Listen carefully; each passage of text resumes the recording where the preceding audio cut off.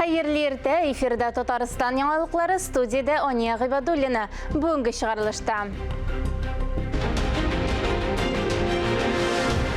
Sanksiya şartlarında jirli tovar yetiştiruvchilarini yoqlov muhim. Tataristanda kishi ham o'rta ishmakarlikka yordam etуге buyil 4 milliard yarim so'm o'qshay beriladi. Tataristanda vaqtli matbuotga yozuluv mumkinligi bora statistika nindi. Bosma vaqtli matbuotni yozdiruvchilar ko'pmi? To'qay premiyasini topshiruga sanavli kunlar qolib bora. Davlat premiyasini kimlar oladi?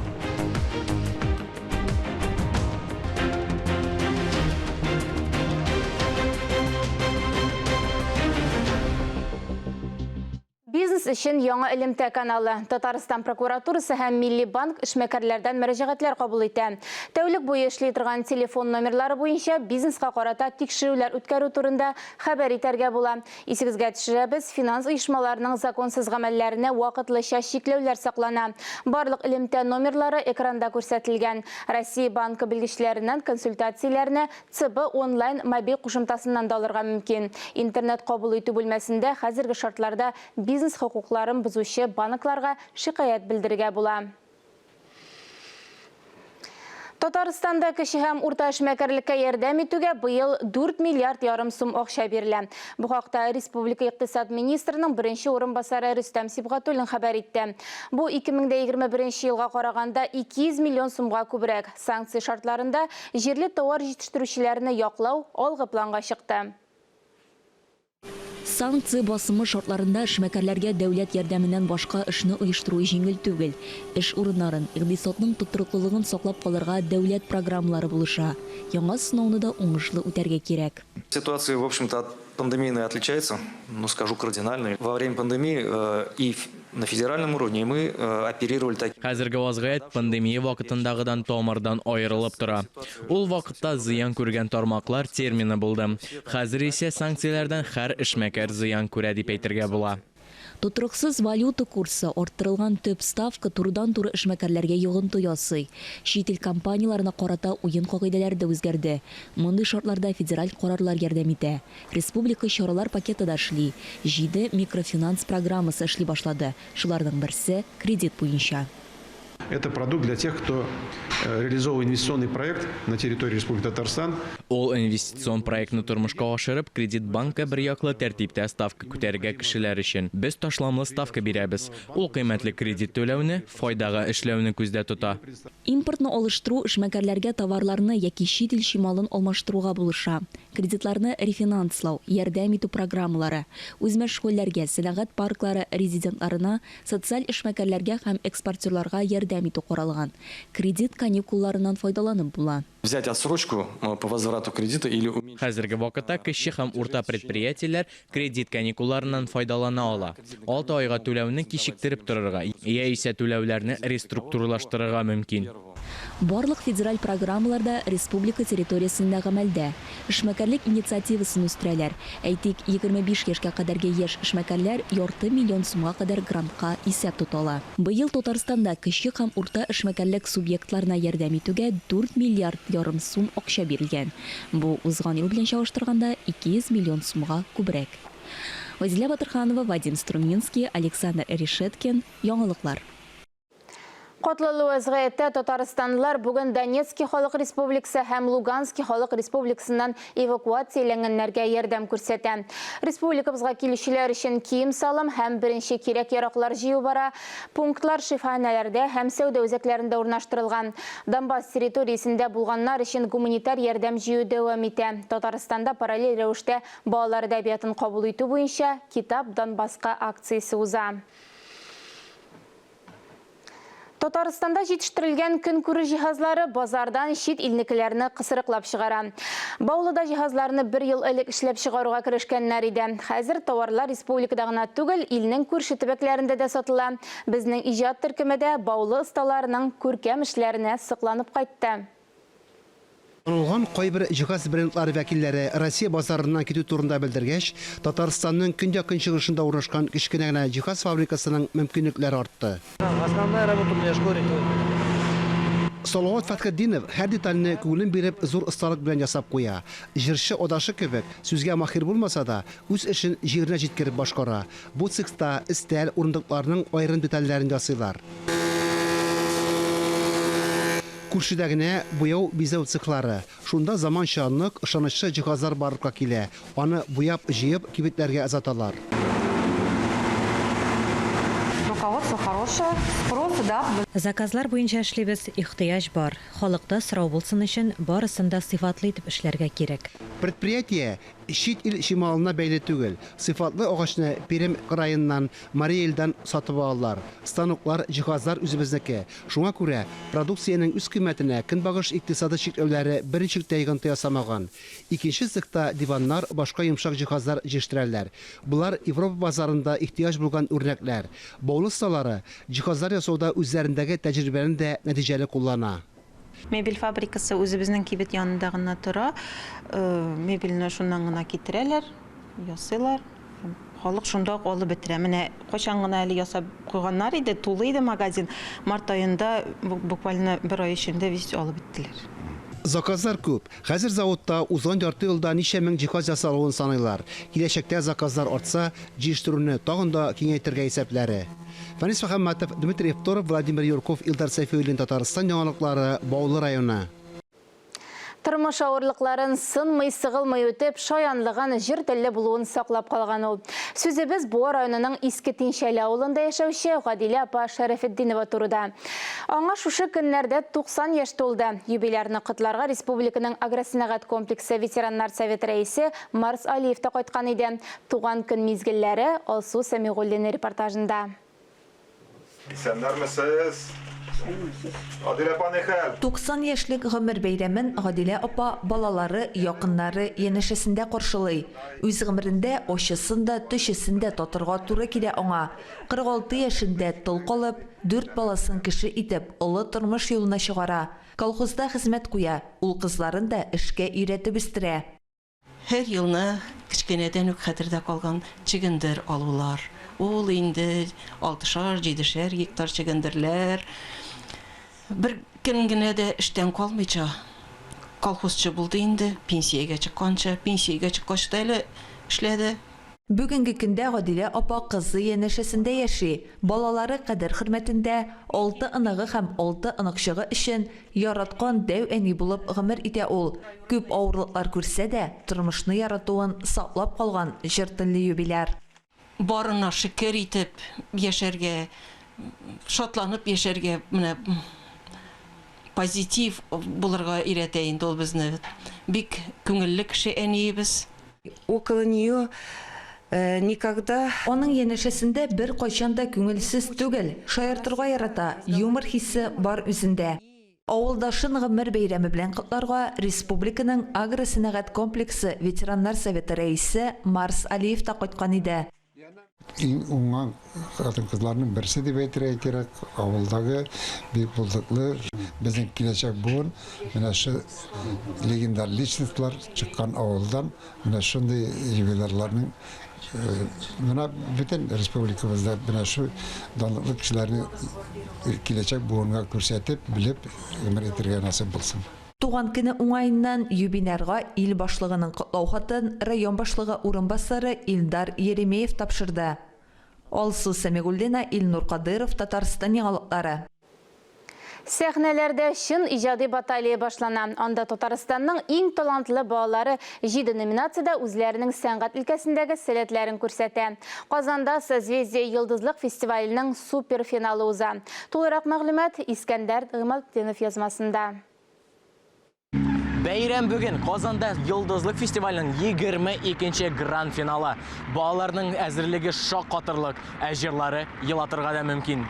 Катнашчыларның барысы да проектның 10 зона этабында җиңү яулап килгән. Сайлап алу турларында чыгыш ясаган 20 меңгә якын баланың 5500 генә Казанда очрашты. Созвездие йолдызлык фестиваль хәрәкәте ЮНЕСКО эшләре буенча Россия Федерациясе комиссиясе эгидасы астында һәм Татарстан Республикасы президенты Рөстәм Миңнеханов патронажы астында уза. Неделя счастья детского, неделя величия, красоты духа Республики Татарстан. Бу атна балалар бәхете атнасы, Татарстан Республикасы рухының моторлыгы атнасы. Барлык катнашучыларны президент балалары дип атарга мөмкин. Бүген 8 көнлек марафонның беренче көне. Бар чыгышлар гаиләләрнең, район башлыкларының һәм безнең президентның мәхәббәтләре өчен барлыкка килгән. Төп сәхнәдә җиңүчеләрнең исемнәре. Шулай ук быел Татарстан Республикасы Дәүләт җыр һәм бию ансамбле тарафыннан оештырылган милли мәдәниятне саклау өчен махсус приз ияләре билгеле булыр. Бу призга лаек булган талантлар дәүләт ансамбле белән бер сәхнәдә чыгыш ясарга чакырыла. Шулай ук җиңүчеләргә профессиональ тавыш яздыру студиясендә җыр язу мөмкинлеге дә бирелә. Балаларны без 45 районнан җыйдык. Иң нәрен чынлап балалар яшылай күп күләм белән катнашулары безне сөендерә, чөнки ул бик зур тәрбия. Эшләргә өйрәтәбез, лидер буларга, җиңәргә. Бу фестиваль бик күп нәрсә бирә. Балалар яхшы укый, тәртиплеләр. Аннан соң инде хәзерге заманда бигрәк тә кирәк патриотик тәрбия. Аны да бирә безнең созвездие. Балаларга фестивальнең гала концертында катнашу мөмкинлеге өчен көрәшергә туры киләчәк. Әлеге зур чара гадәттәгечә 22 апрельдә Пирамида мәдәни күңел ачу комплексында уза. Искәндәр Гаймалдинов, Александр Решеткин, Татарстан ялыклары. Тукай премиясенә дәгъва итүче кандидатлар белән таныштыруны дәвам итәбез. Китап, бердән-бер һәм кабатланмас китаплары өчен Ватаным Татарстан газетасы шагыйрь, прозаик, журналист Марат Кәбировны дәүләт бүләгенә тәкъдим итте. Эй авылым, кайыннарың, имәнең, маратларың күп булса да, еш тумас талантларың. Марат Кәбиров 1-2 ел элек Тукай премиясенә карата үз фикерен язып, мантык эзләргә тырышып караган иде. Ул эзләгән сорауларга җавап тапканы билгесез, әмма аның да быел бер юлы 2 китабы әдәбият өлкәсендәге иң дәрәҗәле бүләккә тәкъдим ителә. Беренчесе 2017 елда басылып чыккан Китап романы, икенчесе 2013 елда нәшр ителгән Бердән-бер һәм кабатланмас дип аталган әсәре. Марат Кәбиров фикеренчә, бу дөньяда бердән-бер һәм кабатланмас нәрсәләр күп. Бу фикергә нигезләнсәк, димәк ул үзе дә бердән-бер һәм кабатланмас. Марат беренче чиратта ул безнең туган туфрак язучысы, Илеш язучысы. Мин Маратка инде монда Казанга килгәнчә үк аның яшь чактагы шигырьләренә гашыйк идем. Һәм шушы сорауны бирсәләр генә ярар дип теләгем менә тормышка ашты. Мин Маратлар турында ул вакытта 80-нче елларда бер шигырь язган идем. Гашыйк булдым бер юлы 3 Маратка. Булай булса минем эшләр харапла. Беренчесе Марат Муслим кире кайтмый. Инде нишлим? Икенчесе Марат Кәрим шигырь яза дип бу бик нык барым. Өченчесе Марат Кәбир. Хит янәшә булса икән безнең кабер. Мин шул дәрәҗәдә аның шигъри сүзенә, аның әдәби сүзенә гашыйк идем. Һәм ул чынлап та менә Аңгам Атнабаевның да, башкаларның да өметләрен аклады. Марат Кәбирне татар әдәбиятында башка бер кем белән дә бутап булмый. Аның әдәбияты, аның әдәби сүзе үзенчәлекле. Иҗат куәсен ул Әнгам Атнабаевтан алса, үзенчәлекле булуының үзеннән башкаларга охшамаган күңел дөньясыннан килә. Ул юктан гына кызык табып көлеп һәм көлдереп куя, ә башкалар көлгәннең мәзәген мәгънәсез дип кабул итәргә мөмкин. Иң файдалы китап ул Конституция, без аны яттан белергә тиешбез, ләкин кызык итеп язылмаган, берәү дә укымый. Шуның шикелле әдәбиятта теге сүз булган бит, ул җаваплылык, сүз әйтү ул җаваплылык була. Чөнки бүтән сүз беренче булган дип әйтәләр. Бүтән әйбәтлек, бүтән эшәклек сүздән башлана. Шуңа күрә язучы үзенең әйткән һәр бер сүзе өчен җаваплы. Инде әнә шул сүзне укучыга илтеп җиткерү юллары, алар төрлечә бит, менә аларны эзләргә кирәк. Эзләгән таба. Марат Кәбиров та укучыга юл яруны интернет аша беренчеләрдән булып җайга салган язучы. Аның шәхси сайты да бар. Язучыны интернетта таныту ысулларын видеодәрес аша да аңлатам. Бүген авторларга үзләрен халыкка таныту ихтыяҗы килеп чыкты. Соңгы араларда бер артлы конкурсларда да катнаша Марат Кәбиров мюзиклда язып карады. Нәтиҗәләре күңелле. Язучылар берлегендә узган Гомерем чалымнары кичәсенең кереш өлеше урын алган әсәрләре өчен бүләкләр тапшырудан башланып китте. Ул һичшиксез талант. Менә бүген тапшырган дипломнар бу дәлил булып тора. Бу сүз генә түгел. Чөнки мин үзем конкурсларга әзгенә скепсис белән дә карыйм. Чөнки ешкынан да субъективлык та була. Иҗат бит инде ул шундый бер теге әйтәр бит шигырь бит ул доллар түгел һәркемгә дә шарга дип. Шуңа күрә анда һәркемнең менә хатын-кыз шигырьләре бар дибез без. Ул әйбердә бар. Алар аерылып торалар. Чынлап та язучыны, шагыйрьне әсәреннән тану ул аның талант икәнен күрсәтә. Марат Кәбиров та әсәрләреннән таныла торган язучы, шагыйрь. Йөрәгем телем, шигенү мөмкин түгел, шигенү ярты үлем. Аз гына шыда җаным, бер адым, ярты адым, бер адым, ярты адым. Аның шигырьләренә шактый гына җырлар да иҗат ителгән. Якташы Ризван Хәкимов белән язганнары да бар.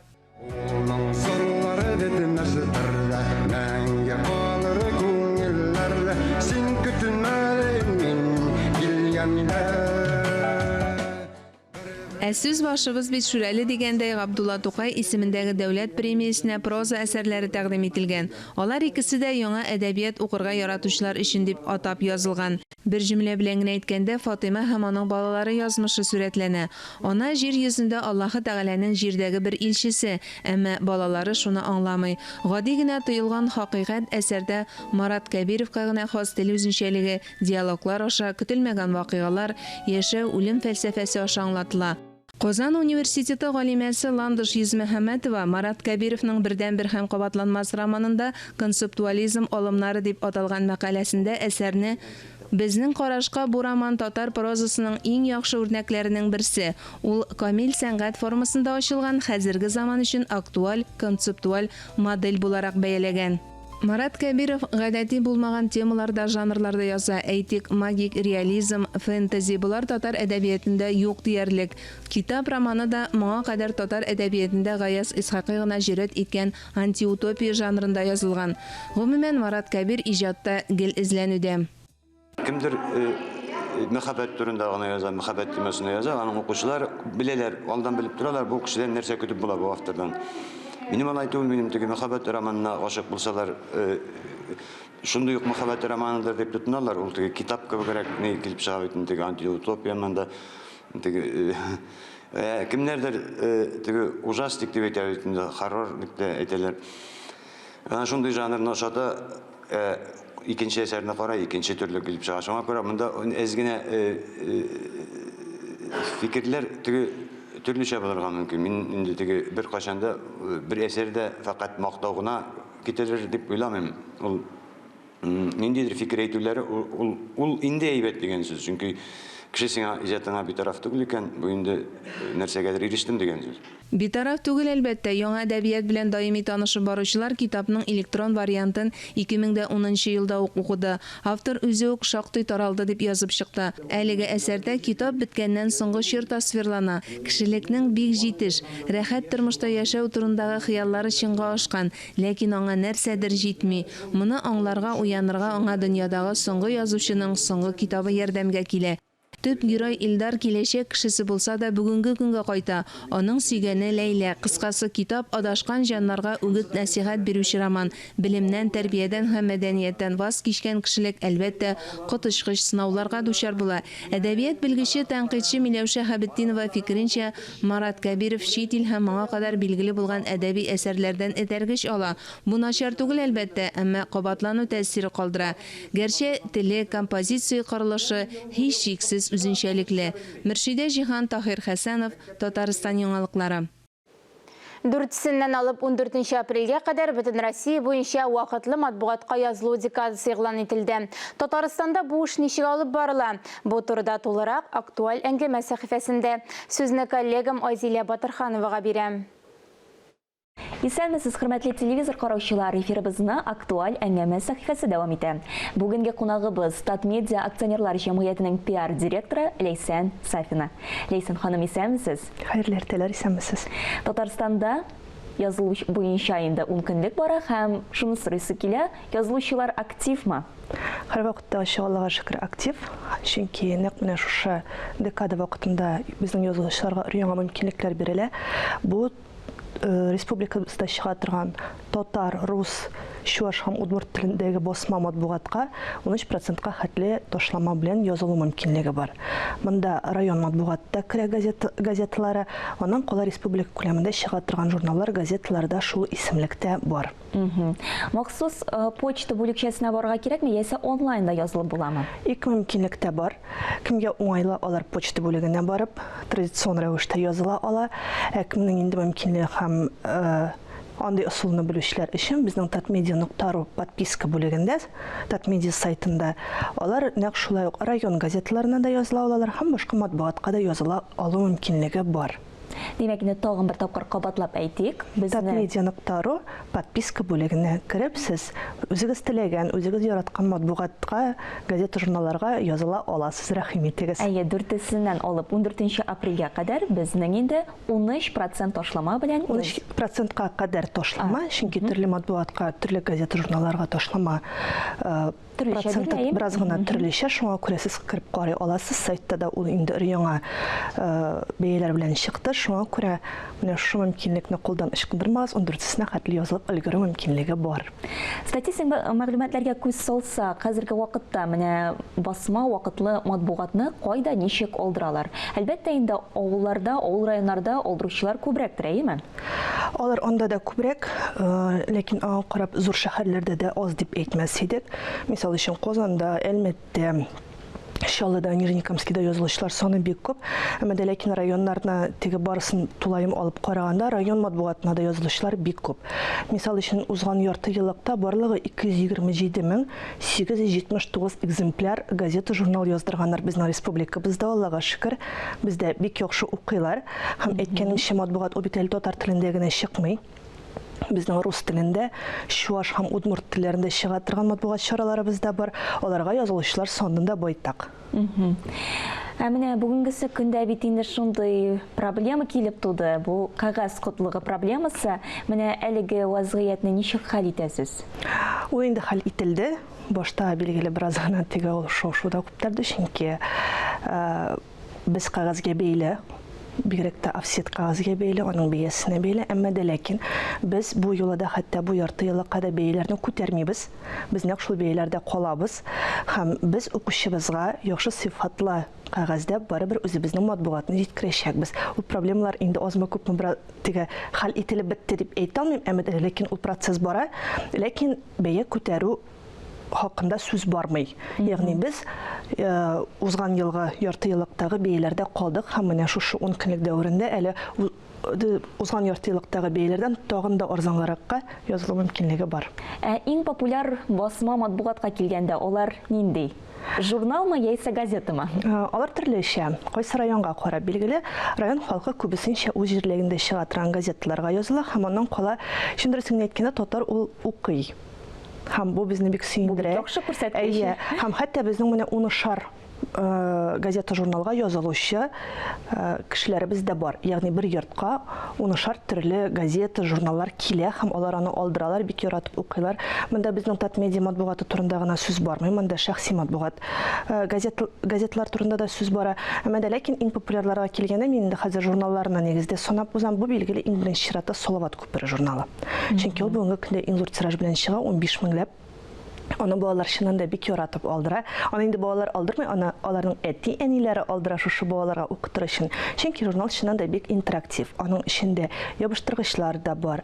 Аның ичендә QR-кодларга ялганган видеолар да бар. Ягъни бу журнал укугына түгел, бу чынлап балага татар телен өйрәтү, аны җырларга өйрәтү, сөйләшергә, аралашырга өйрәтү.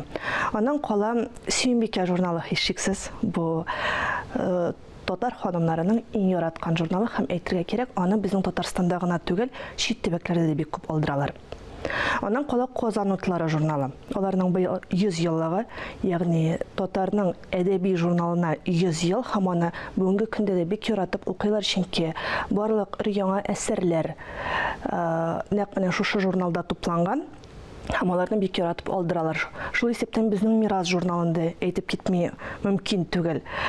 Журналларга килгәндә алар чынлыкта бик күп, алар төрле аудиторияга юнәлгән. Ялкын, Идел журналлары, Татарстан, рус телендә чыга торган Казан журналы бик актив эшләп килә. Шәһри Казан газетасын әйтмичә мөмкин түгел. Аларның әле район газеталары да булдырылды узган ел гына. А4 форматында чыга торган Язмыш газетасы аңа аерым язылырга мөмкин, аерым индекс буенча. Шуңа күрә мөмкинлекләр зур, төрле аудиторияга каралган, төрле эчтәлекле. Шуңа күрә безнең чыннан да татар халкы бик яратып укый һәм алга таба да шулай булсын инде дигән теләктә калам. Шунысын әйтергә кирәк, татар халкы ул бик бәхетле, чөнки никадәр аның газетасы, никадәр журналы бар, һәм инде һәрбер өйдә әлбәттә инде менә шушы газета исе һәм журнал исе булырга тиеш миңа калса. Ул басмалар алдырылып килсен инде, алга таба да һәм укылсын иде. Бик зур рәхмәт, Ләйсән ханым. Сезгә дә бик зур рәхмәт. Әлеге сәгатькә шундый яңалыклар иде. Берничә минуттан эфирыбызна хәерле көн Татарстан тапшыру дәвам итә. Без яңалыклар иҗат төркеме бүгенгә сау булашабыз. Үзегезне һәм якыннарыгызны саклагыз, сау сәламәт булыгыз.